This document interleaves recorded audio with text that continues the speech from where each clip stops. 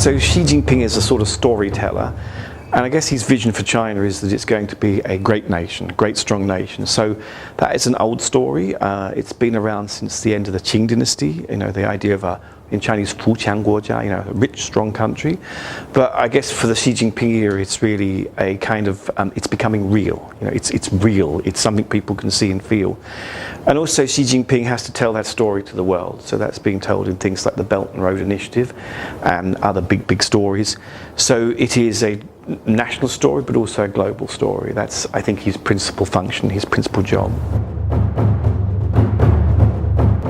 So we don't really know what the nature of his power is. We don't have a model for it because it seems counterintuitive that you've got a country moving away from the era of Mao Zedong and big man politics, you know, and that's been the story of the last 40 years. And why is it going back to that? That seems strange, a very modernizing country, but it's using this sort of old style politics. So we don't really know what his power is, and all the information, because there's so much concealment. You know, I think that's very deliberate. You know, this is a sort of country where the black box of politics is sort of, you know, deliberately, you know, kind of locked, because it's kind of, that's powerful. To know that information is powerful. You know, because we don't really have the code to that, it's hard to interpret how powerful he is. So far, you know, he has kind of done what he obviously wanted to do. I guess the second thing is that we assume these leaders like Xi Jinping, have plans that they are able to kind of enforce. But, you know, this is a very complicated country, and in that sense, we shouldn't overestimate anyone's ability to really kind of enforce things here. There are dynamics and things that are happening that no single individual or any political organization could really truly control. So, you know, in a sense, everyone could be right and everyone could also be wrong about what's really happening here. The framework is not an easy one because the political model here is quite distinctive. It's also not that similar to the USSR political model, although it was kind of born from it. It's, you know, socialism with Chinese characteristics, so it's quite exclusive. If Xi Jinping is to stay as president, having, you know, kind of had this constitutional change in October 2017, so he can do beyond 2 terms, I suppose the argument would be to support it where it gives continuity. So for business people, there's this kind of continuity. I guess, though, it's also a little bit, you know, kind of difficult because it means that the institutionalization of the party has been diluted, and it's almost like a kind of return to a sort of, you know, one-man kind of model, and many people assume that China was moving away from that. So I think it's an ambiguous, there's a big ambiguity about it. On the one hand, it's a sort of stabilizing message, and it kind of means there's this certainty that things will continue under a certain form, but on another, it's also, is this kind of, you know, powerful person politics really appropriate for a country as complex as China is now? Would it really be fit for purpose for China's challenges in the decade ahead? So the main risk is, if you centralize power, if things go right, you get all the joy, and if things go badly, you just get all the blame.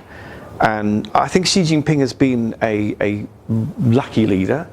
If you think of the challenges that Jiang Zemin or Hu Jintao had, Jiang Zemin in, you know, kind of dealing with the aftermath of 1989 and then reforming the SOEs, getting China prepared to enter the WTO, and then Hu Jintao in the 2000s dealing with the great economic crisis, dealing with issues in Xinjiang and Tibet. I think they did have some significant issues that they've dealt with, and really Xi Jinping hasn't had those kind of big crises to deal with.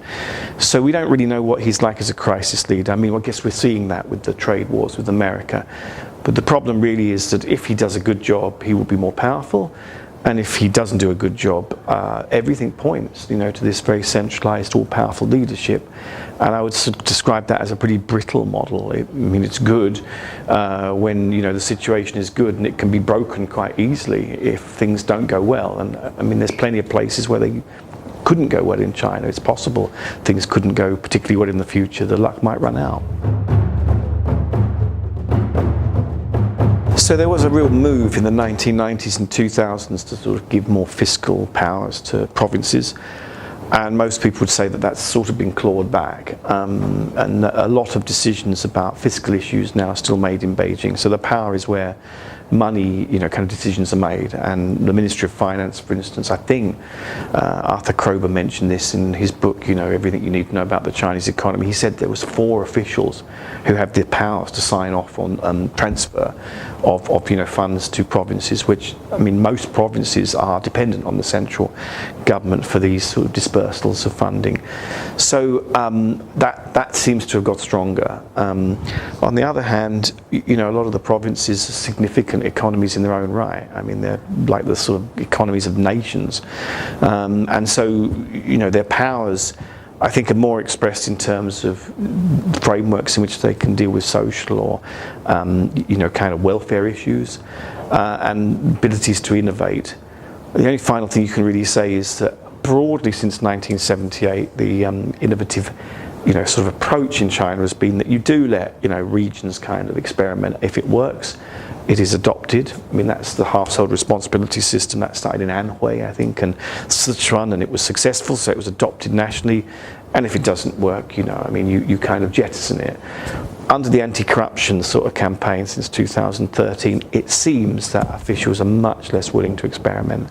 So the centralization isn't written down on paper, but it's really in people's behaviours, and it's them sort of really looking to upper levels of governance in the culture of their kind of, behaviour and the organisations they're in, and sort of not being willing to do things without getting a sort of sign from above. So that's something you can't measure, but I think most people would say that's what's been happening.